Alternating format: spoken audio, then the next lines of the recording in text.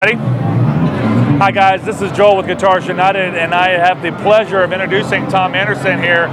Tom's been building guitars for a long time, and thank you for your time on this interview, sir. I really appreciate you. I know you're busy. I've been seeing the people coming and going to your booth, and gosh, what a great way to display your products. And I've actually seen you, you're actually using the DNA stands. We did an interview with Robbie, who's the designer of the stands, so that's kind of cool. But Tom, what got you into doing guitar building or repair? What got you into doing guitar stuff? Well, I started playing guitar when I was 8 years old. Made a living playing guitar through high school and stuff, and after high school, and I just was always a tinkerer, liked to take stuff apart, and started doing modifications to guitars back in the 60s when that was kind of in its infancy, and just wasn't ever quite happy with what I could get, so started messing with stuff, and it turned into a business.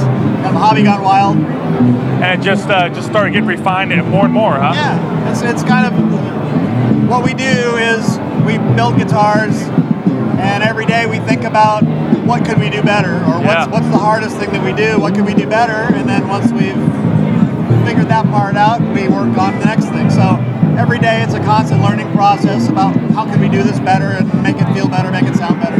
So still tinkering? Always.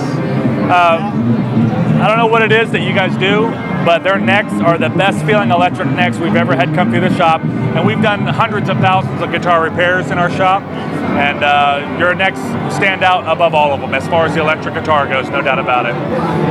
So Tom, show us some of your models here real quick, buddy. Okay.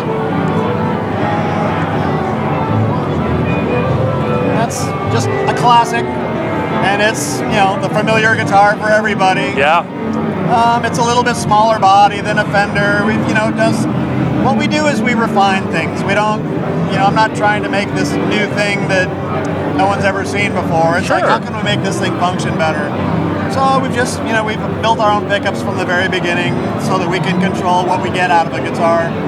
And then all the typical things, selecting wood, finding the vendors that have the best alder, the best maple.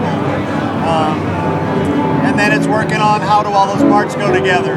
So, traditionally, the Fender neck joint has a flat bottom and the neck is flat, and trying to attach two flat pieces together and hope they stay in the same place is fairly futile. So, a lot of shifting going on. Yeah, so years ago we came up with this design of a trapezoidal shaped neck that goes into a pocket so that it can only sit in one place. Keeps it very stable. No possible place for it to go. So the side benefit from that was that with more surface area, it really makes a nice, added some warmth to the middle that we didn't have before. So a lot of science involved. All the way.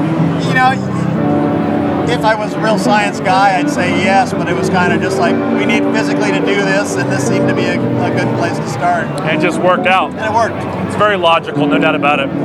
So what he's talking about here, guys, in general, is that because it's not a flat net pocket, a lot of guitars that come into my shop, one of the first things I look at when it comes to, the strings are, and it's just unacceptable to me. A lot of people don't see that, but I do immediately.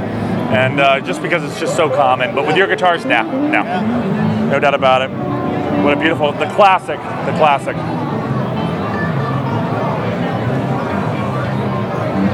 Gosh, this thing's gorgeous. The same shape guitar, familiar for us, you guys.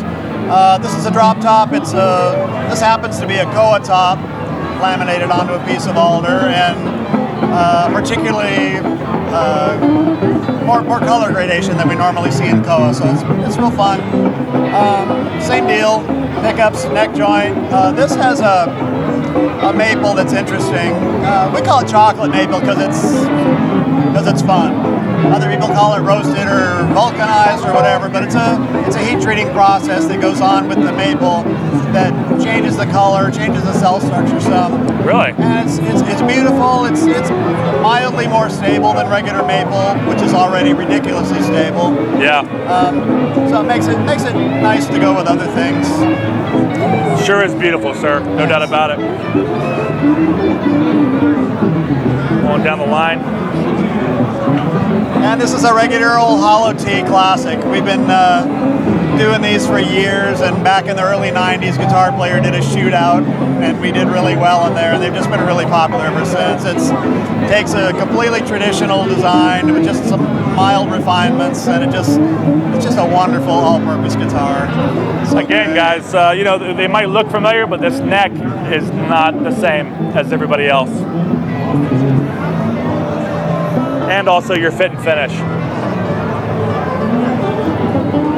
So this is a drop top classic. It just marries the two, the drop top, fancy wood top, all that stuff that goes with that, and a traditional pickguard arrangement so that it's alterable. As your tastes change, you can also change that stuff. That's cool. But pickguard guitars do sound different than rear-loaded guitars, so it's a way for a traditional guy to kind of step out a bit. Everybody loves the fancy top. Yeah, no doubt, it's very beautiful.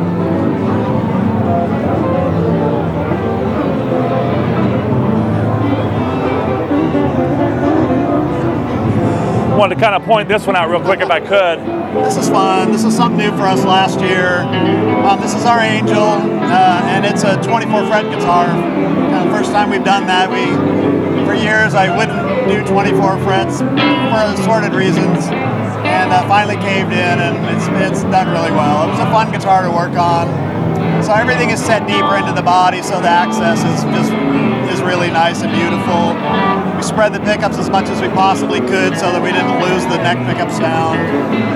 This is particularly new for us. The satin finish we're doing now, I love doing it, but I also love playing it. It's just so slick when you're holding it that it just feels like you're just sliding around on your guitar. It complements your lineup, no doubt about it. Really nice. Mahogany back on this one. Mahogany's gotten more and more popular as years go on, and it's just a wonderful wood to work with. Yeah. Well, again, guys, my favorite electric guitars here, and the amazing Tom Anderson. Thank you for your time, sir. Thanks. Tom, what is the website? Is it tomanderson.com? AndersonGuitars.com. AndersonGuitars.com. Yeah. Do you see anything coming up in the future? Anything new for Anderson Guitars? Oh, we're always working on stuff. We're always working on stuff.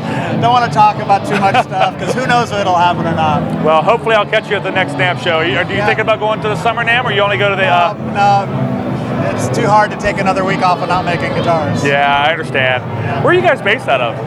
We're north of Los Angeles, between LA and Santa Barbara. Oh, that's a great location. Yeah. Are you guys all American? You know, I mean, are they all made in America? Oh yeah. We don't import any.